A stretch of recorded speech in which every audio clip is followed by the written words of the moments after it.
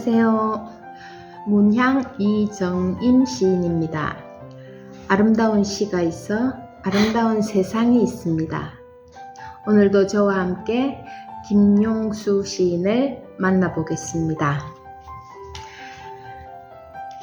가을이 깊어가고 있습니다.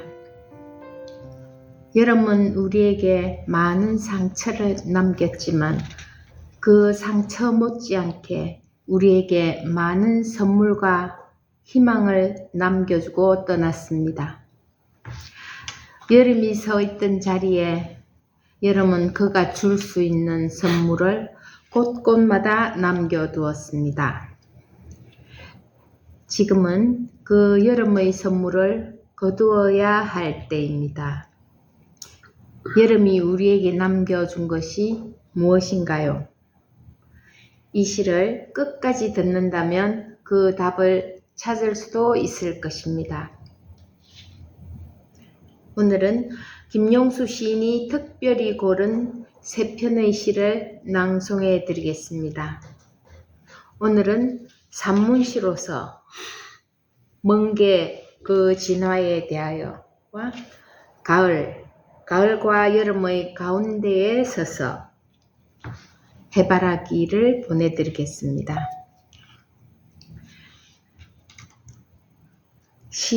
시청에 앞서 구독과 좋아요를 한 번씩만 눌러주세요. 먼저 산문시 먼 게 그 진화에 대하여를 소개해 드리겠습니다. 이 시는 산문시입니다. 산문시라는 영역에 대하여 김용수 시인은 이미 몇 차례 소개를 해드렸습니다. 산문시란 시의 정서를 산문의 형식으로 표현한 글입니다.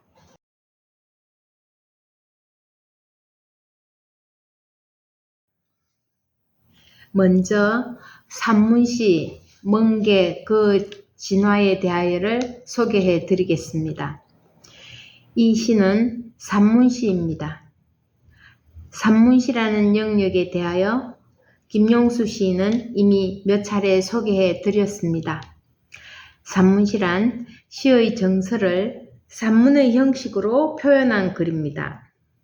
겉으로 보면 수필이나 단문 에세이처럼 문장 단위로 구성되지만 그 안에는 시처럼 응축된 이미지와 상징, 리듬, 감정의 파동이 있습니다.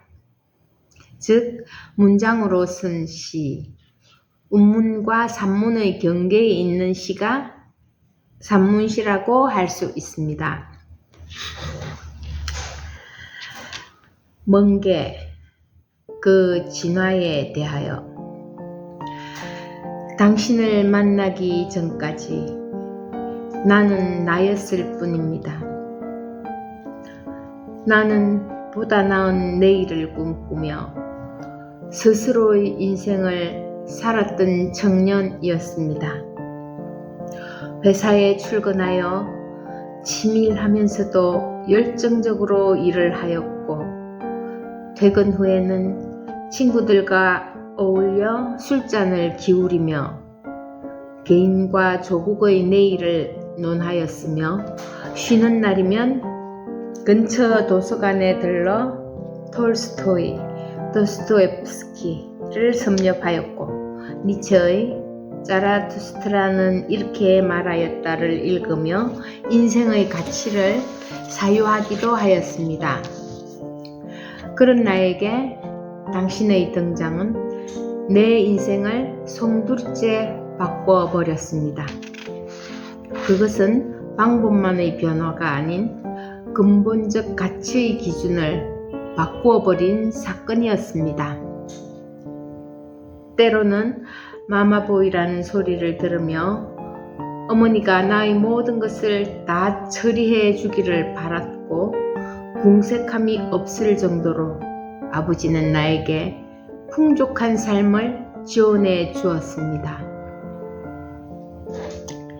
그러한 혜택이 당신을 만난 후 내가 당신의 노예가 된 원인이 아닌가 하여 적응의 방법을 몸소 가르쳐 준 부모님께 정말로 감사한 마음을 가졌습니다. 참다운 부모의 역할은 그 자식이 스스로 세상에 적응하고 개척해 나가는 삶의 방법을 가르쳐 주는 것입니다. 그런 관점에서 나의 부모님은 100점 만점에 100점입니다. 당신은 나에게 다가와 자유로운 속박의 방법을 가르쳐 주었고 절제된 풍요를 던져 주었습니다. 순결한 영혼에게 참다운 거짓의 가치를 가르쳐 주기도 하였습니다. 그리하여 나는 당신의 눈길 속에서 자유를 갈망하는 방법을 배웠으며 당신의 치마폭에 숨으면 세상 그 어떤 위협에서도 안전할 수 있다는 안온을 느꼈습니다. 그것은 어린 시절 어머니의 치마폭에 숨었을 때의 그 느낌 그대로였습니다. 당신이 하라면 하면 되었고 당신이 먹으라면 주저없이 먹었으며 당신이 오라고 또는 가라고 하면 그대로 따라하기만 하면 되는 참으로 조지 오웰의 대형이 지배하는 아름다운 세상을 살게 되었습니다. 그런 아름다운 세상을 오 그대여 나에게 선물하였나이까. 그 세상이 복잡하고 어렵다는 것은 당신을 만나기 전의 일이었습니다. 세상이 힘들다는 것은 나 스스로의 힘으로 나의 삶을 끌고 갈 때의 생각이었습니다. 당신의 눈 속에 들어가서 당신이 보는 것을 보았으며 당신의 혀가 되어 당신이 말하는 대로 따라했으며 당신의 귀 속에 들어가서 당신이 듣는 것을 함께 들었습니다. 그리고 마침내 당신의 입 속에 들어가서 당신이 먹는 것을 기생충처럼 섭취함으로써 내 생은 별 탈 없이 보장이 되었지요. 끝내 당신의 뇌 속에까지 들어가서 당신이 생각하는 것을 따라 생각하다 보니 스스로 생각하고 사유할 필요도 없어졌습니다. 나는 참다운 가치를 얻었습니다.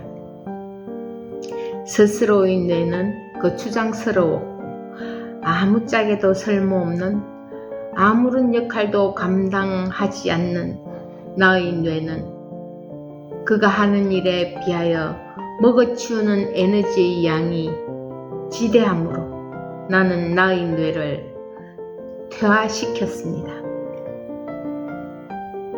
자연에는 퇴화가 없습니다. 진화만 있을 뿐입니다. 용불용설이지요. 필요 없는 것을 가지고 다닌다는 것은 사치였고 이 각박한 세상에서 살아갈 수 있는 합리적인 방법은 아니었습니다. 그래서 나는 나의 뇌를 과감하게 없애버렸고 뇌가 없는 나는 비로소 참다운 자유를 얻었습니다. 당신을 만난 후 단 하나 내 스스로 판단하고 처분한 유일한 것이 나의 뇌를 스스로 잡아먹는 것이었습니다. 나는 멍게가 된 것입니다. 자연에는 퇴화가 없습니다. 진화만 있을 뿐입니다. 기존에 가지고 있던 불필요한 능력을 상실하거나 불필요한 기관을 없애는 방향으로 구조가 변한 것을 보고 퇴화하였다고 하지만 그것은 불필요한 기관을 퇴화시키면서 보다 능동적 때로 수동적일 수도 있지만 그 상황에서 최적의 조건을 수용한 결과인 것입니다. 따라서 자연에는 퇴화가 없고 오로지 진화만 있을 뿐입니다. 그러나 생존에 아무런 영향을 주지 않고 오로지 거추장스러운 기관에 불과하다면 그것을 진화로 볼 것인가, 퇴화로 볼 것인가의 문제가 남습니다. 한때 사람도 꼬리가 있었지만 지금은 꼬리가 없고 그 흔적만 남아있으며 인류도 한때는 온몸이 털로 덮였는데 지금은 털이 없어졌습니다. 그리고 불과 얼마 전까지만 해도 주변에서 육손이라고 하여 손가락이 6개인 사람이 왕왕 있었습니다. 이렇게 꼬리라는 기관이 퇴화하고 털이 없어지고 손가락 한 개가 없어지는 이 퇴화를 진화가 아닌 퇴화의 개념으로 봐야 할 것인가의 문제가 대두됩니다. 김용수 시인은 바로 이런 점을 꼭 찍어 멍게가 뇌를 포기한 것을 두고 퇴화가 아닌 진화로 본 것입니다. 이 산문시는 멍게의 생물학적 특성, 한때 뇌를 가지고 살다가 성체가 되면 스스로의 뇌를 흡수해버리는 존재를 인간의 삶과 대비시켜 현대사회의 종속과 무사유의 풍경을 풍자합니다.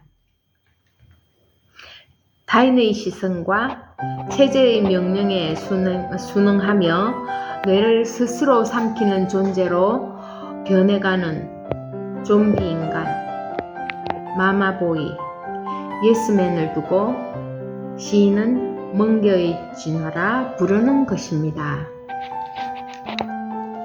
이어서 해바라기를 감상하시겠습니다. 이 시 해바라기는 독자 여러분들도 이미 눈치를 채셨겠지만 사랑하는 사람을 향한 헌신이며 기다림이며 종국에는 사랑을 주제로 한 시입니다. 어떤 측면에서는 진부한 소재라고도 할 수 있습니다. 세상의 모든 시인이 노래하는 어머니, 사랑, 조국 등의 주제는 너무 진부한 주제가 되어 차별화가 이루어지지 않는 한 독자의 눈을 끌 수 없는 함정이 있습니다. 그럼에도 우리가 김용수 시인의 해바라기를 주목하는 이유는 그만의 독특한 시선과 그 시선을 글로 옮겨놓는 남다른 서정이 있기 때문입니다. 이제 이 시를 감상하시겠습니다. 해바라기. 하염없는 떼약볕 아래 사랑을 꼭꼭 다져 님에게 보인 정표인가.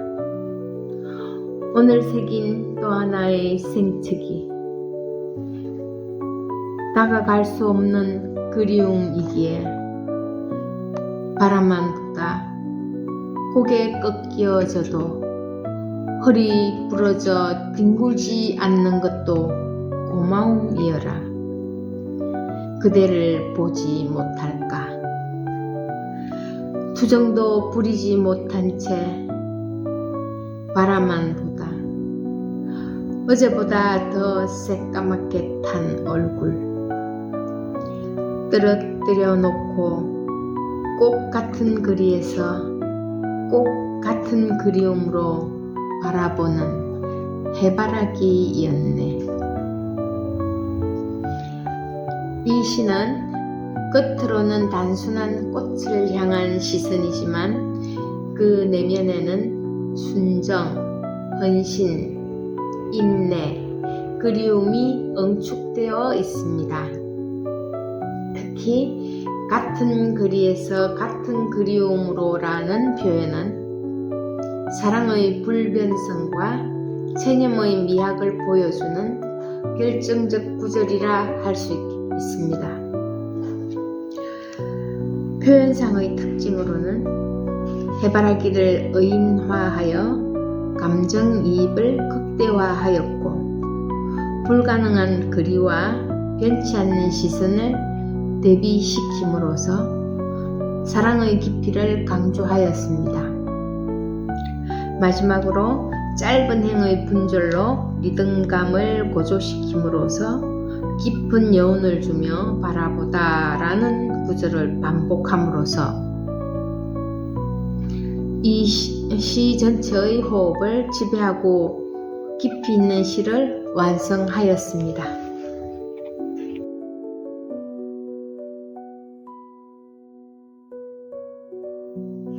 다음은 가을과 여름의 가운데에 서서입니다.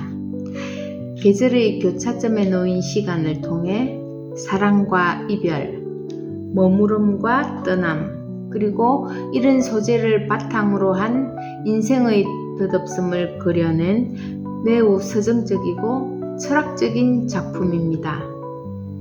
이 시는 단순히 자연의 계절을 묘사한 것이 아니라 인간관계와 삶의 순간들을 은유적으로 표현한 작품이라 할 수 있습니다. 이 시를 낭송하겠습니다. 가을과 여름의 가운데에 서서 들판에는 아직 여름의 푸른 숨결이 머문다. 바람은 서늘해졌으나 햇살은 따스한 미련으로 남아 인맥마다 여름의 빛을 놓지 못하고 있다. 저무는 계절의 문턱에서 가을은 서두르지 않고 여름은 떠나지 못한 채 서로의 그림자를 안고 겹쳐 흐른다. 가을도 아니고 여름도 아닌 두 계절이 함께 숨쉬는 짧고도 긴 여운의 시간. 그녀는 여름만 사랑하였다. 그는 떠나려는 그녀의 입술에 긴 입맞춤을 한다. 시간은 빠르게 흐르지만 삶은 그 경계 위에 서 있다. 이 시는 자연과 사랑, 시간과 존재를 겹쳐 그린 사색의 시입니다. 가을과 여름의 가운데라는 물리적 계절의 경계를 통해 시인은 인간의 감정이 변화하는 찰나, 그 속에서 피어나는 아름다움과 슬픔을 동시에 포착합니다. 즉, 이 시는 떠남의 순간에도 머무름이 있고 끝남 속에도 생명이 있다는 인식을 나타내고 있는 시입니다. 시청자 여러분들께 알려드릴 말씀은 이 가을과 여름의 가운데에 서서의 시는 김용수 시인과 제가 대담을 통하여 시를 분석하고 설명하는 별도의 기회를 가지겠습니다. 많이 기대해 주십시오. 감사합니다.